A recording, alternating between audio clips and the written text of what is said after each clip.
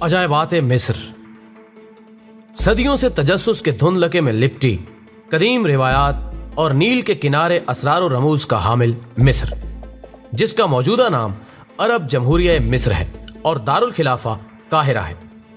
قدیم تہذیبوں کی سرزمین مصر جغرافیائی لحاظ سے بھی بہت اہمیت کا حامل ہے۔ آپ کی معلومات میں اضافے کے لیے بتاتے چلیں کہ مصر دنیا کا واحد ملک ہے جس کا شمار 2 براعظموں افریقہ اور ایشیا میں ہوتا ہے۔ مصر کی تاریخ اور وجود کے متعلق ماہرین کی مختلف آراء ہیں، لیکن یہ بات قیاس سے خالی نہیں کہ مصر 5000 سال سے زیادہ قدیم ہے۔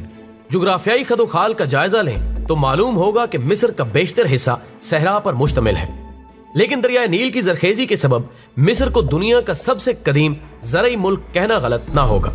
4000 سال قبل مسیح میں مصر معاشی لحاظ سے استحکام حاصل کر چکا تھا۔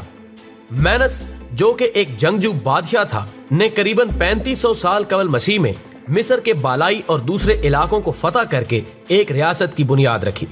اسی نسبت سے مینس مصر کا پہلا فرعون بھی کہلاتا ہے۔ اس کے بعد آنے والے مصر کے بادشاہوں کو بالترتیب فرعون اول، دوئم، سوئم اور چہارم بھی کہا جاتا ہے۔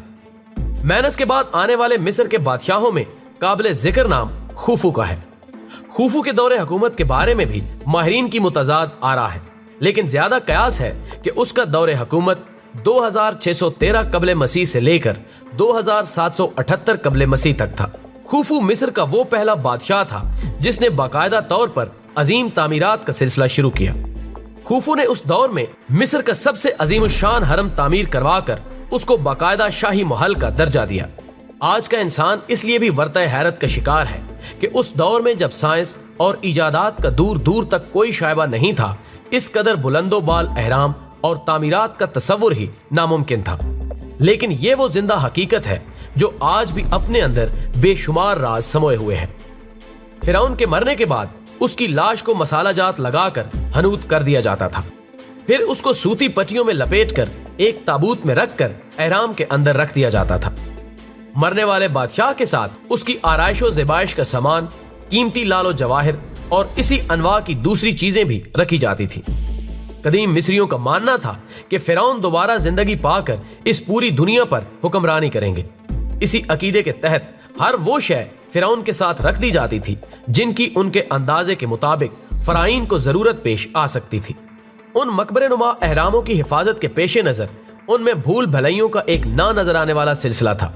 اگر کوئی بھی شخص چوری کی غرض سے داخل ہونا چاہتا تو ناکام رہتا، اور اگر داخل ہو بھی جاتا تو ان بھول بھلائیوں میں کھو کر زندگی ہار بیٹھتا۔ دیو مالائی قصوں میں بھی یہ بات مشہور تھی کہ ان احراموں کی حفاظت پر دیوتا مامور ہے۔ غرض ایسے بہت سے قصے مشہور تھے کہ کوئی بھی احراموں کی جانب غلط قصد نہ کر سکے۔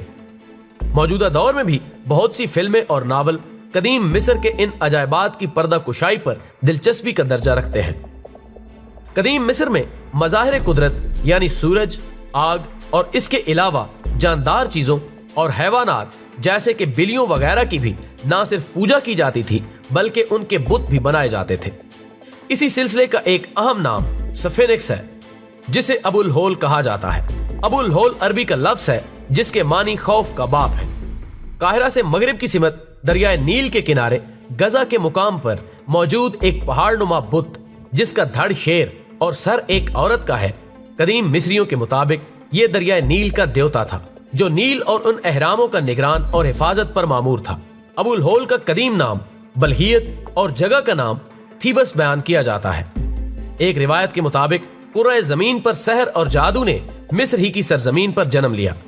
جادو کو باقاعدہ ریاست کی جانب سے نہ صرف تحفظ حاصل تھا بلکہ قابل جادوگروں کو فرعین کے دربار میں امتیازی حیثیت حاصل تھی۔ سامری جادوگر کے قصے تو آپ نے سن یا پڑھ رکھے ہوں گے، اس کا تعلق قدیم مصر سے ہی بیان کیا جاتا ہے۔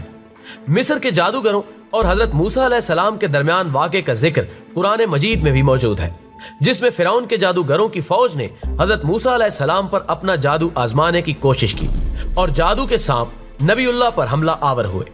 اللہ تعالیٰ کے حکم سے جب حضرت موسیٰ علیہ السلام نے اپنا عصا زمین پر رکھا تو وہ ایک اژدہا بن کر سب جادو کے سانپوں کو نگل گیا، اور اپنے زمانے کا آخری فرعون حضرت موسیٰ علیہ السلام ہی کے زمانے میں دریائے نیل کی تہ میں غرق ہوا، جس کی لاش بغیر حنوط کیے بھی محفوظ ہے اور قاہرہ کے میوزیم میں موجود آنے والے دور تک کے انسانوں کے لیے عبرت کا نشان ہے۔